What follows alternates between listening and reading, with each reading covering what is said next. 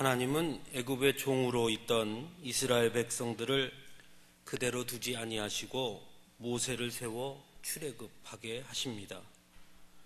모세를 통해서 애굽에 10가지 재앙을 내리게 하심으로 애굽인들의 손에서 이스라엘 백성들을 해방시켜 주십니다. 또한 홍해 사건을 통해서 완전한 구원과 승리를 얻게 하심으로 애굽과의 단절을 분명하게 하십니다.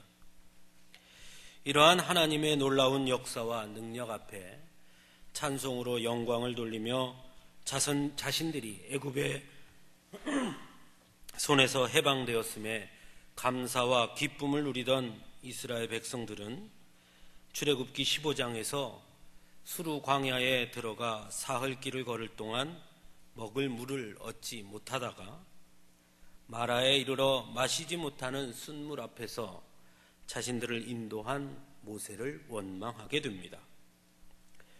모세는 하나님께 부르짖었고 하나님은 마라의 쓴물을 단물로 바꾸어 주십니다.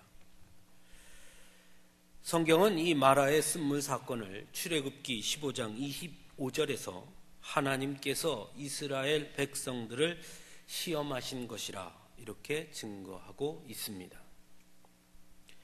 출애굽기 16장에 이르러서는 이스라엘 백성들은 떡과 고기를 먹기를 구합니다.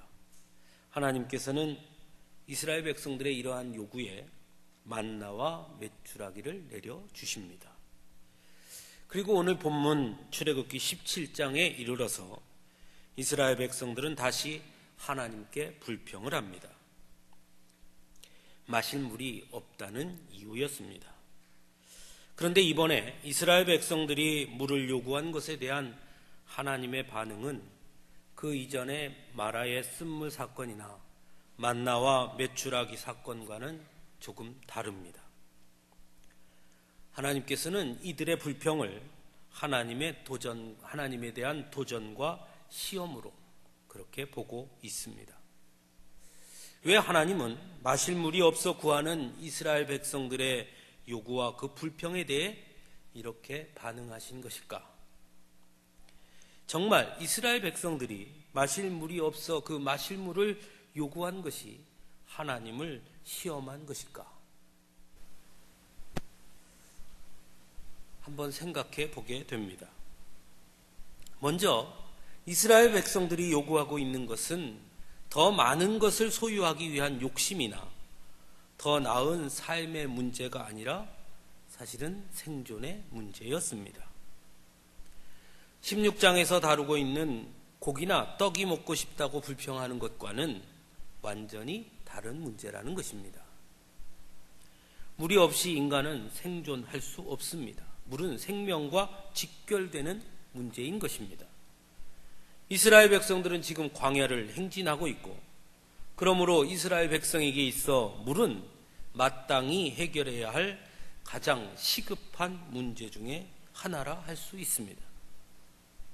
즉 이스라엘 백성들에게 있어 마실 물에 대한 문제는 단순히 삶의 질의 문제가 아니라 사느냐 죽느냐 생존의 문제였다는 것입니다. 더군다나 이스라엘 백성들 스스로 물을 찾을 방법도 없었습니다. 그들의 광야의 여정은 스스로 자신들이 결정해서 가는 길이 아니었고 그러므로 물길을 찾아 자신들 마음대로 가는 길을 바꿀 수도 없었습니다. 오히려 이스라엘 백성들은 오늘 본문 1절에서 증거하고 있듯이 여호와의 명령대로 신광야에서 떠나 그 노정대로 행하여 르비딤의 장막을 쳤다라고 증거하고 있습니다. 즉 하나님께서 인도하시는 대로 행진하고 있는 것입니다. 그런데 물이 없는 것입니다. 그러므로 이스라엘 백성들에게 마실 물이 없는 것에 대한 책임 또한 그들을 물이 없는 것으로 인도한 하나님과 모세에게 있다고 할 수 있습니다. 이스라엘 백성이 마실 물을 얻는 방법 또한 그러므로 자신들을 이끌고 있는 모세와 하나님께 요구할 수 있는 것밖에 없는 것입니다. 그러므로 그럼에도 불구하고 오늘 본문 7절 말씀은 그들이 여호와를 시험하여 이르기를 여호와께서 우리 중에 계신가 안 계신가 하였음이더라 라고 증거하므로 이스라엘 백성들이 마실 물을 요구한 것을 하나님에 대한 도전과 시험으로 증거하고 있는 것입니다. 이해하기가 조금 어렵습니다. 우리는 흔히 광야의 여정 속에서의 이스라엘 백성들의 하나님에 대한 불평과 원망을 대할 때마다 쉽게 그들의 믿음 없음을 질책하곤 합니다. 하나님께서 애굽의 종으로 살던 자들을 해방시켜 자유를 주셨는데 어떻게 그렇게 작은 문제가 생길 때마다 하나님을 원망하고 하나님께 불평할 수 있는지 참 믿음이 없다고 생각합니다. 그리고는 나는 결코 그러지 않을 것이라고 자신하기도 하고 또는 그러지 않겠노라고 결심하기도 합니다. 하지만 오늘 본문에서 다루고 있는 것처럼 그것이 생명과 생존의 문제와 결부되어 있는 문제라면 여러분 그때도 그렇게 말할 수 있겠습니까? 더군다나 나만의 문제가 아니라 나의 자녀의 생존의 문제까지 연결되어 있다면 여러분 어떻게 하시겠습니까? 하나님의 뜻에 따라 하나님의 인도하심에 따라 순종했음에도 불구하고 고난이 온다면 여러분은 어떠하시겠습니까? 과연 이스라엘 백성들과 다르게 믿음으로 이겨낼 수 있다고 자신할 수 있겠습니까? 하나님 앞에 기도하고 봉사하고 헌신하는 일에 최선을 다했다고 자부할 만큼 했음에도 불구하고 되는 일이 하나도 없을 때, 아니 더 나아가 오히려 죽게 될 지경에 이르렀을 때도 과연 여러분은 이스라엘 백성들처럼 하지 않을 자신이 있느냐는 말씀입니다. 그러므로 오늘 본문이 주는 이 사건이 주는 의미와 이스라엘 백성들의 원망과 불평에 대한 하나님의 반응과 응답은 오늘 이 시대를 살아가고 있는 우리들에게 있어서도 매우 중요한 것이라 할 수 있습니다. 무엇보다 오늘 본문을 보면서 우리가 갖게 되는 한 가지 의문이 있습니다. 하나님은 왜 이스라엘 백성들을 물이 없는 곳으로 인도하셨는가 하는 것입니다. 전능하신 하나님이시라면 어디에 물이 있는지 분명히 충분히 아실 수 있음에도 불구하고 왜 하나님은 물이 없는 곳으로 인도하셔서 이스라엘 백성들을 고통스럽게 하시고 하나님에 대해 원망하고 불평하도록 그 빌미를 제공해 주셨는가 하는 것입니다. 이것은 우리의 삶에서도 사실 매일 갖게 되는 질문입니다. 왜 하나님은 하나님의 자녀들의 삶에 고난과 고통을 주는가 하는 질문 말입니다.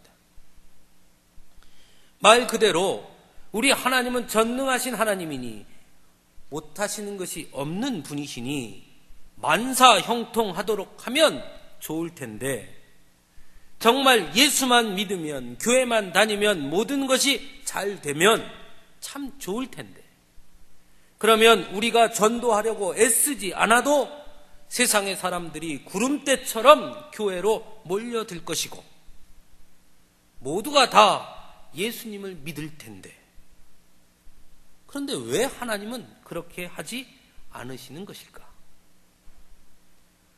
어째서 믿음으로 살려고 하는 사람들이 고난과 고통을 겪게 하시고 그것을 가만히 보고만 계시는 것일까?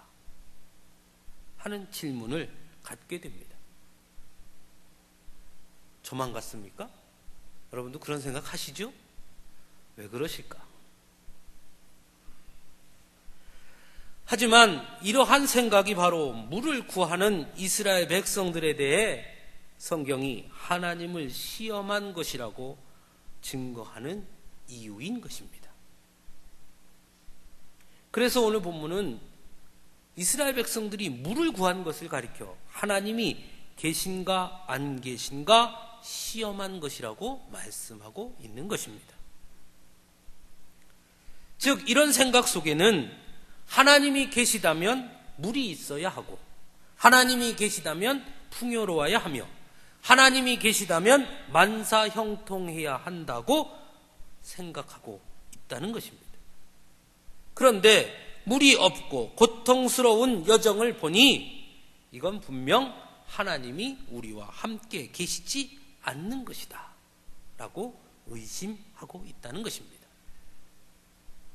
그리고 그것으로, 즉 그렇다면 이곳에 물이 있게 함으로 하나님이 우리와 함께 계심을, 또는 하나님이 하나님 되심을 증명하라고 하나님 앞에 요구하고 있는 것입니다. 이것은 어디서 많이 본 장면입니다. 예수님께서 마귀에게 시험 받으실 때 마귀는 예수님을 성전 꼭대기에 세우고 이렇게 말합니다. 내가 하나님의 아들이거든 뛰어내려보라. 내가 하나님의 아들이라면 사자들이 너를 받들어 다치지 않게 할 것 아니냐? 하고 시험합니다. 즉 하나님의 아들이라는 것을 내게 증명해 보여라 라고 요구하고 있는 것입니다. 그때 예수님은 마귀에게 이렇게 말합니다. 주 너의 하나님을 시험하지 말라 하였느니라. 오늘 그 말씀을 그대로 하시는 것입니다. 이스라엘 백성들이 하나님께 물을 구한 것은 단순한 물의 문제가 아니라 하나님의 하나님 되심에 대한 도전이고, 하나님을 따르는 원론적인 그들의 이유가 잘못되어 있음을 보여주는 것이라 할 수 있는 것입니다. 이미 하나님은 애굽에서의 10가지 재앙을 통해, 홍해 사건을 통해 하나님의 하나님 되심을 분명하게 보여주셨습니다. 분명히 이스라엘 백성들은 그것을 알고 있었고 경험했습니다. 그럼에도 자꾸 하나님의 하나님 되심을 시험하고 있는 것입니다. 그것은 곧 그것을 통해 하나님을 자신들의 요구를 충족시켜주는 자신들의 도구로 여기고 있었던 것입니다. 하나님께서 이스라엘 백성들을 애굽에서 건져내신 것은 이스라엘 백성들이 하나님의 백성이었기 때문이었습니다. 즉 이스라엘의 주인이 하나님이시기 때문에 그들을 애굽의 손에서 건져내셨으며 약속의 땅으로 인도할 것을 약속해 주시는 것입니다. 하나님께서 예수 그리스도의 십자가의 은혜로 우리를 구원하신 것 또한 죄로 말미암아 하나님의 품을 떠나 죄의 종으로 살던 인간의 주인이 하나님이심을 가르쳐 주기 위함 때문이고, 죄로부터 해방되어 하나님의 자녀로 온전히 살게 하시기 위함이었습니다. 하지만 이스라엘 백성들의 생각은 달랐습니다. 그들은 편안한 여정을 원했습니다. 무엇이든 자신들이 요구하는 대로, 필요한 대로 모든 것이 갖추어지기를 원했습니다. 그래서 본문 3절에서 어찌하여 우리를 애굽에서 인도해 내어서 우리와 우리 자녀와 우리 가축이 목말라 죽게 하느냐고 원망합니다. 이 말은 이런 뜻입니다. 애굽에서 종으로 살았지만 그래도 그때는 물이 없어 목말라 하지는 않았는데 하나님을 따라 나오니 오히려 더 고생이구만. 왜 우리를 불러내어 이렇게 고생시킵니까? 하고 원망하고 있는 것입니다. 이 말 속에는 이스라엘 백성들은 하나님을 따라가면, 하나님의 말씀대로 순종하면, 하나님이 인도하시는 대로 동행하면 곧 세상에서 말하는 성공과 편안과 안락함을 누리게 될 줄 알았다는 것입니다. 그런데 막상 따라오니 오히려 더 고생이다 라는 것입니다. 이것은 오늘을 사는 우리들 역시 마찬가지입니다. 그래서 삶의 고난과 고통이 오는 것을 이해할 수 없습니다. 하나님을 믿으면 당연히 나의 필요와 요구가 모두 이루어져야 한다고 생각하고 세상에서의 성공을 위해서 신앙생활을 하는 사람들이 너무나 많기 때문입니다. 사랑하는 성도 여러분, 다시 한번 생각해 봅시다. 우리는 왜 하나님의 말씀에 순종합니까? 하나님은 왜 우리를 하나님의 자녀로 부르셨다고 여러분은 생각하십니까? 왜 우리는 오늘 예배를 드리고 있습니까? 하나님이 우리를 부르신 것이, 또는 우리가 하나님의 말씀에 순종하는 것이 부자가 되기 위해서입니까? 부자가 되게 하기 위해서 하나님이 우리를 부르셨습니까? 성공하기 위해서 예수를 믿습니까? 우리를 성공하게 하시기 위해서 예수님이 십자가에 달려 돌아가신 것입니까? 여러분 어떻게 생각하십니까? 성경은, 그리고 기독교 역사는 우리에게 정반대임을 증거하고 있습니다. 아브라함은 하나님의 부름을 받은 이후의 삶이 고난의 연속이었습니다. 다윗 역시 그러했으며 하나님의 부름을 받은 예언자들 모두가 그러했습니다.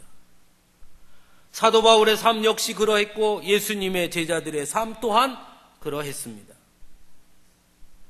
세상의 관점에서 바라보면 부자와 성공과는 거리가 멀었던 사람들이었습니다. 아니, 오히려 매우 비참한 삶이라 할 만큼 어려운 삶을 살았습니다. 그럼에도 그들은 그 길을 묵묵히 걸었습니다. 만일 성공하기 위해서, 편안한 삶을 살기 위해서, 부유한 삶을 살기 위해서, 자신들의 요구와 필요를 채우기 위해서, 그래서 하나님의 말씀을 따랐다면 그들은 세상에서 가장 어리석은 사람들이라 할 수 있을 것입니다. 베드로는 예수님이 붙잡으셨을 때 목숨을 건지기 위해 도망쳤으며 3번이나 예수님을 모른다고 부인했던 사람이었습니다. 그런데 그의 마지막은 오히려 죽을 줄 알면서도 복음을 전하다가 십자가에 거꾸로 매달려 죽었고, 죽으면서도 찬송했습니다. 삭개오는 사람들의 비아냥을 들으면서도 재산을 축적하는 일에 매진했던 사람들이었습니다. 아무리 사람들이 욕을 하더라도 재물을 모으는 것으로 자신의 인생의 목표를 세웠던 사람이었습니다. 하지만 그는 언제인가 자신의 재산을 모든 사람에게 나누어 주었습니다. 왜 이렇게 바뀌었습니까? 가장 귀한 목숨보다, 세상의 재산보다 무엇이 더 귀하길래 이들이 그 모든 것들을 버릴 수 있었습니까? 그들은 그것보다 더 귀한 것이 있음을 알았던 사람들입니다. 그래서 즐겁게 그 길을 갑니다. 불평하지도 원망하지도 않습니다. 하나님을 따른다는 것이, 하나님의 자녀가 된다는 것이 무엇을 의미하는지 그들은 분명히 알았기 때문입니다.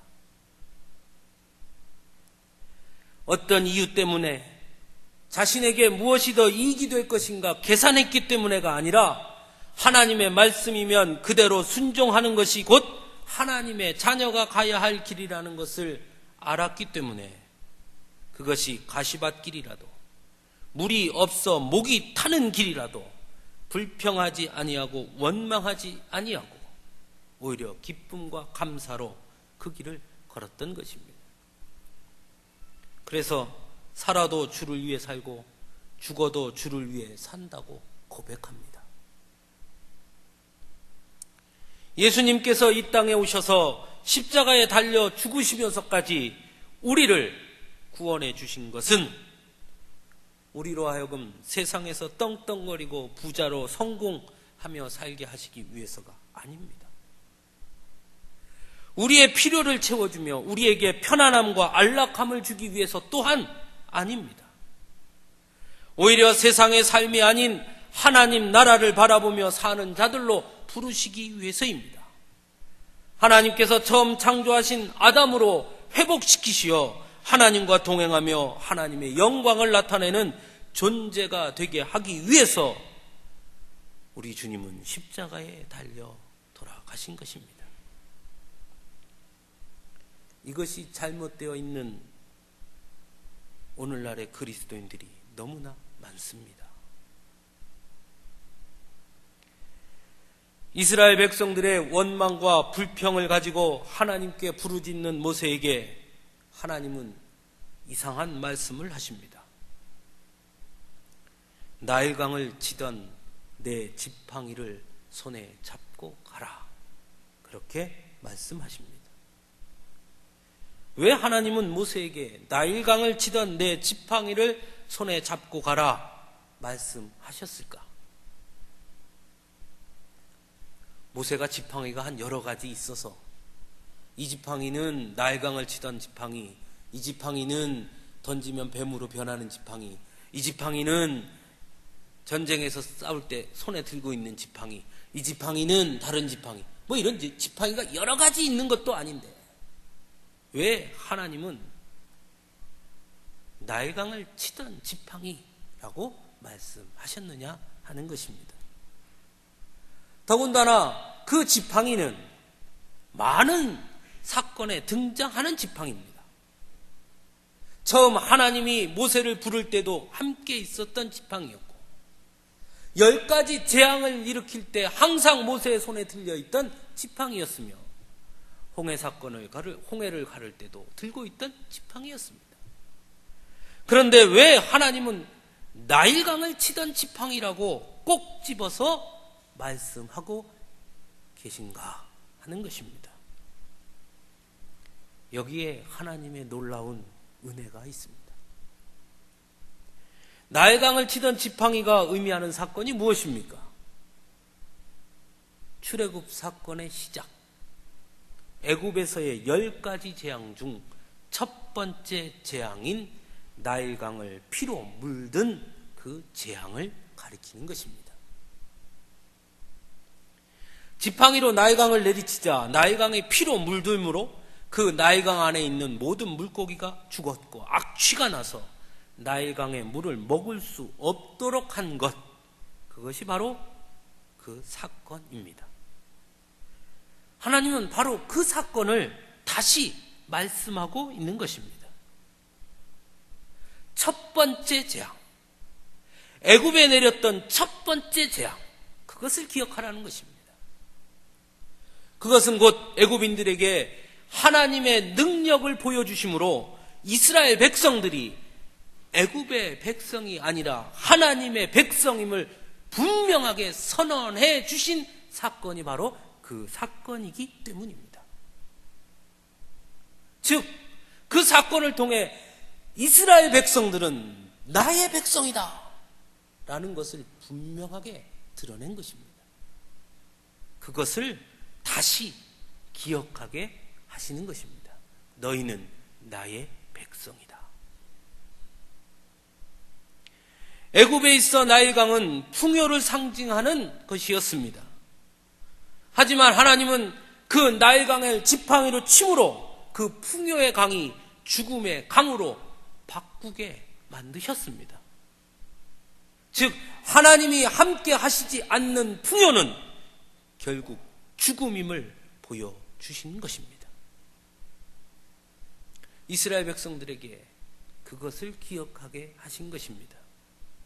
세상의 풍요와 편안함과 안락함을 바라보는 이스라엘 백성들에게 나일강의 사건을 다시 기억하게 하심으로 하나님이 없는 풍요와 편안, 안락함은 죽음이 될 수 있음을 가르쳐 주시고 있는 것입니다. 또한 애굽에서의 첫 번째 재앙을 기억하게 하심으로 출애굽 과정에서의 하나님의 역사와 섭리, 동행하심을 이스라엘 백성들에게 다시 한번 되새기게 해주고 계신 것입니다. 출애굽의 시작부터 지금에 이르기까지 하나님께서 그들에게 어떻게 행하셨는지 그것을 기억하게 하신 것입니다. 하나님이 우리 중에 계신가 안 계신가 시험하는 이스라엘 백성들의 그 어리석음을, 그 나일강을 치던 그 지팡이를 통해서 하나님께서 지금까지 우리와 어떻게 함께 하셨는지 다시 돌아봄으로 스스로 깨닫게 해주고 계시는 것입니다. 마지막으로 애굽에서는 그 지팡이로 죽음의 물을 만드셨던 하나님께서 이제 그 지팡이로 반석에서 생명의 물을 솟게 하심으로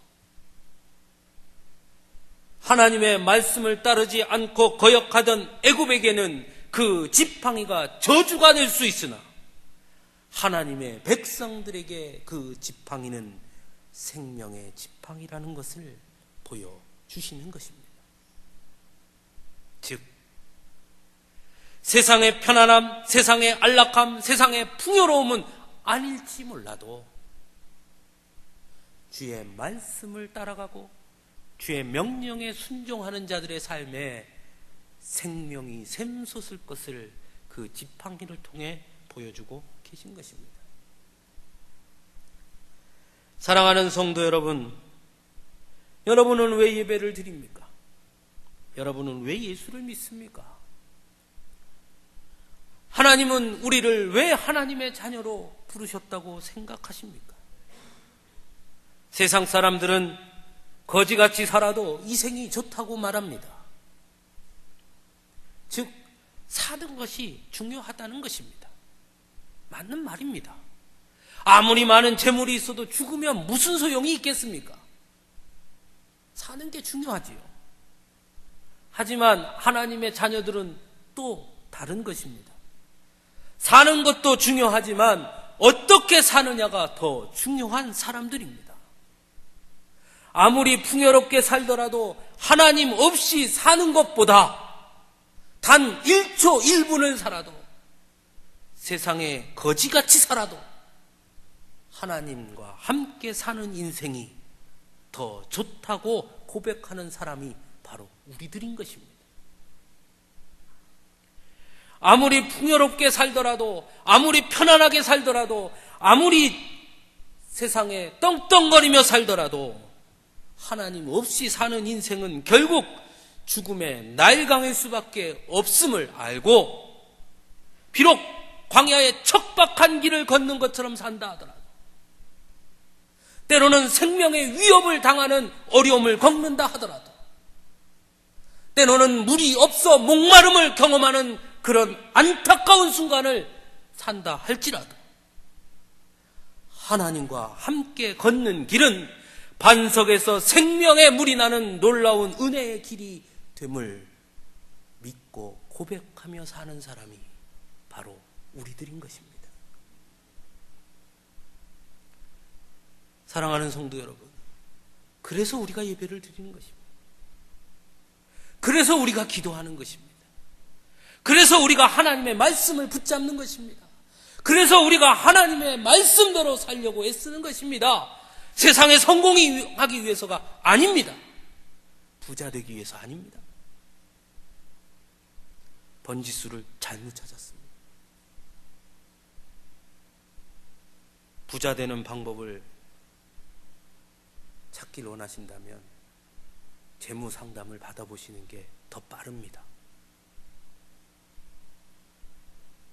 성공하기 원하신다면 성경을 읽는 것보다 성공한 사람들의 7가지 습관, 이런 책을 읽는 것이 훨씬 더 유익할 것입니다. 왜 우리가 하나님의 말씀을 읽습니까? 왜 우리가 예배합니까? 왜 우리가 헌신합니까? 왜 우리가 봉사합니까? 왜 우리가 기도합니까? 하나님이 나를 창조하신 그 목적 그대로 하나님의 영광을 나타내는 인생이 되기 위해서입니다. 그것이 이 땅의 어떠한 삶보다 더 귀한 삶임을 알기 때문입니다. 그래서 목숨도 거는 것이고, 그래서 내 힘도 내려놓는 것이고, 그래서 나의 모든 것을 바쳐서라도 그것을 위해 사는 것입니다. 그것이 우리의 삶의 방식인 것입니다. 사랑하는 성도 여러분, 이제 세상의 풍요와 편안과 안락이 아닌 하나님이 우리에게 보여주신 그 은혜의 지팡이, 사랑의 지팡이, 능력의 지팡이를 손에 꽉 쥐고 반석에서 샘물 나는 그 놀라운 은혜를 경험할 수 있기를 간절히 바랍니다. 특별히 이 사순절 기간 다시 한번 깊이 생각할 수 있기를 원합니다. 과연 나의 믿음의 출발점이 무엇이었는가? 나는 왜 예수님을 믿는가? 나는 무엇을 위해 예수님을 따라가고 있는가? 내가 지금 무엇을 위해 구하고 있는가? 예수님은 왜 나를 위해 십자가에 달려 돌아가셨는가? 깊이 생각하고 생각할 수 있기를 바랍니다. 그에 대한 대답이 분명하지 않으면 우리 역시 넘어지고 무너지고 자빠질 수밖에 없습니다.